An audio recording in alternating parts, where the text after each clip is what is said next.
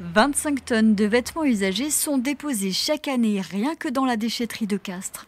Un geste que les particuliers sont invités à stopper temporairement partout en France car la collecte est suspendue. La filière du tri textile est en crise. Aujourd'hui, la filière elle est bloquée, mais une fois qu'elle va redémarrer, les textiles vont avoir une seconde vie.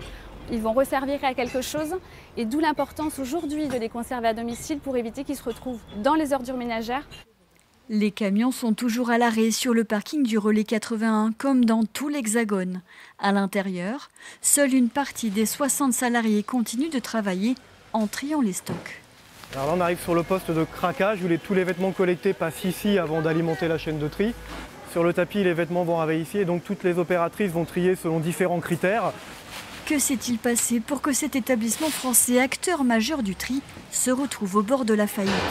La société pointe du doigt Refashion, l'organisme chargé de redistribuer l'écotaxe. Ces subventions donc par Refashion, l'organisme qui s'en occupe de collecter et de reverser, mais ne joue pas le jeu, ne redistribue pas la totalité de l'argent.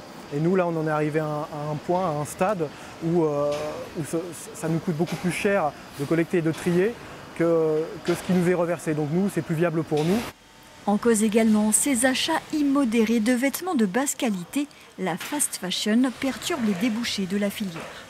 Nous ici, on a 30% de ce qui est trié, donc qui part à l'exportation. Ces pays sont maintenant inondés par la fast fashion avec des vêtements de mauvaise qualité certes, mais neufs et moins chers que notre seconde main européenne.